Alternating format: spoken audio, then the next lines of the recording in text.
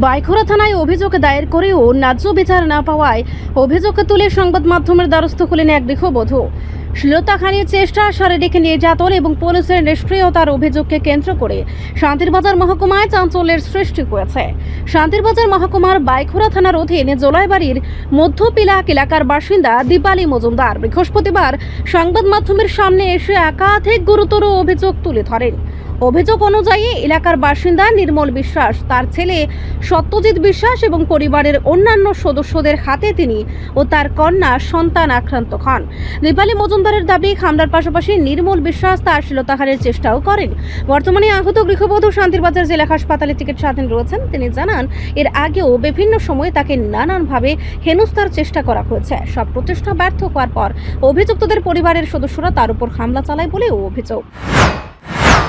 সোমবার রাত্রে নির্মল বিশ্বাস আমার বাড়িতে যাই, আমার স্বামীর মেয়ের আমার শাশুড়িকে খুব মারধর করছে, ধারালো অস্ত্র লইয়ে কুড়াই লইয়ে লাগে দিকে খুব মারা মারছে। কে মারছে? নির্মল বিশ্বাসে, তার ছেলে সত্যজিৎ বিশ্বাস, তার মা সঞ্জু বিশ্বাসে। কি কারণে মারছে? কী কারণে মারছে জানি না।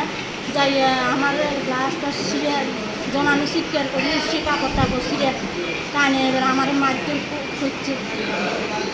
আমি আর কবার তাই না আমার ঘরের পিছনে বহুদিন ধরে থাকে, আমি জানাচ্ছি, তাই আমি লোক আদালতও জানাচ্ছি, তাই নিয়ে না তাই অপমানি অসম্মানি করছে, তাই শুধরেছে না।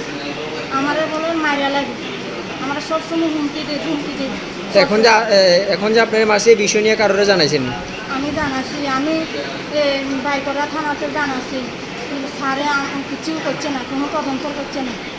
বাইকরা থানাতে জানাচ্ছি আমি, যাই কোনো তদন্ত নাই, কোনো কিছু নাই, কোনো সুবিধা নাই আমার। আমি দীর্ঘদিন ধরে আমি কোনো দিকে যেতে পারি না। হ্যাঁ, আমার মানে আক্রমণ করতে চায়।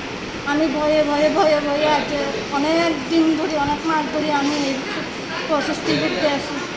আমার ডাল ওই কুড়ালে যে এনে আছে, আমার শাশুড়ি যে এনে দিছে ধারালো অস্ত্র দিয়ে এই জায়গা বেড়াই আমার বাসা দিকে।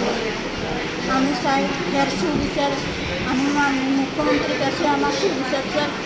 আমি আমার মেয়ের আমার দেখেন। ঘটনার পর পরিবারের পক্ষ থেকে বাইখোরা থানায় লিখিত অভিযোগ দায়ের করা হলেও এখনো পর্যন্ত কোনো কার্যকর পদক্ষেপ নেওয়া হয়নি বলে দাবি করেন আক্রান্ত গৃহবধূ।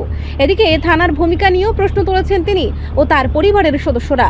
তবে পুলিশের বিরুদ্ধে উত্থাপিত অভিযোগের বিষয়ে প্রশাসনের পক্ষ থেকে এখনো কোনো আনুষ্ঠানিক প্রতিক্রিয়া পাওয়া যায়নি।